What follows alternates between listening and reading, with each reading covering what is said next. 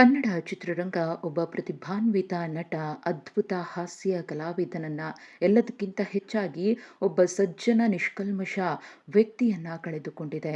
ಹೌದು, ರಾಕೇಶ್ ಪೂಜಾರಿಯವರು ಹೃದಯಾಘಾತದಿಂದ ಸಾವನ್ನಪ್ಪಿದ್ರು. ರಾಕೇಶ್ ಪೂಜಾರಿಯವರ ಅಂತ್ಯಕ್ರಿಯೆ ನೆರವೇರಿತು. ಪಂಚಭೂತಗಳಲ್ಲಿ ರಾಕೇಶ್ ಲೀನರಾಗಿದ್ದಾರೆ. ಆದ್ರೆ ಈ ನಡುವೆ ಸಾಮಾಜಿಕ ಜಾಲತಾಣಗಳಲ್ಲಿ ಈ ಒಂದು ಪೋಸ್ಟ್ ಅಥವಾ ವಿಚಾರ ವೈರಲ್ ಆಗ್ತಾ ಇದೆ.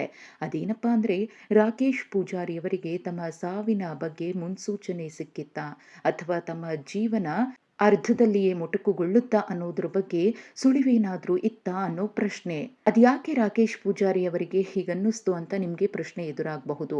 ಅದಕ್ಕೆ ಕಾರಣ ರಾಕೇಶ್ ಪೂಜಾರಿಯವರು ಇನ್ಸ್ಟಾಗ್ರಾಂನಲ್ಲಿ ಬರೆದುಕೊಂಡಿರುವಂತಹ ಈ ವಿಚಾರ.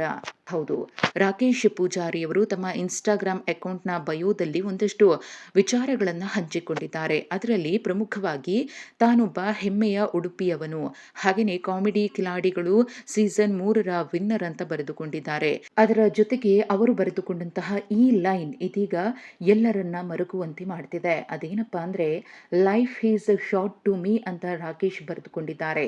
ಅಂದ್ರೆ ಜೀವನ ಅನ್ನೋದು ನನಗೆ ತುಂಬಾ ಚಿಕ್ಕದು ಅಂತ.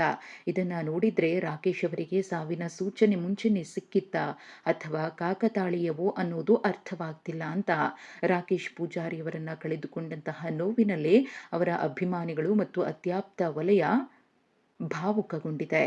ಜೀವನದಲ್ಲಿ ಏನೋ ಒಂದು ಒಳ್ಳೆಯದಾಗ್ತಾ ಇದೆ, ಅಂದುಕೊಂಡಂತಹ ಕನಸುಗಳು ಒಂದೊಂದಾಗಿ ಈಡೇರ್ತಾ ಇದೆ, ಅದ್ಭುತ ಬದುಕನ್ನ ಕಟ್ಕೊಂಡು ತನ್ನ ಕುಟುಂಬವನ್ನ ಚೆನ್ನಾಗಿ ಸಾಕ್ಬೇಕು, ತಾನೂ ಕೂಡ ಒಂದೊಳ್ಳೆ ಬದುಕನ್ನ ಕಟ್ಕೊಂಡು ಕನ್ನಡ ಚಿತ್ರರಂಗಕ್ಕೆ ಏನಾದರೂ ಸೇವೆಯನ್ನ ಸಲ್ಲಿಸಬೇಕು ಅಂತ ಹೇಳಿ ಕನಸು ಕಾಣ್ತಾ ಇದ್ದಂತಹ ರಾಕೇಶ್ ಪೂಜಾರಿಯವರು ಕೇವಲ 34 ವರ್ಷಕ್ಕೆ ವಿಧಿವಶರಾಗಿದ್ದಂತೂ ಮಾತ್ರ ದುರ್ದೈವ.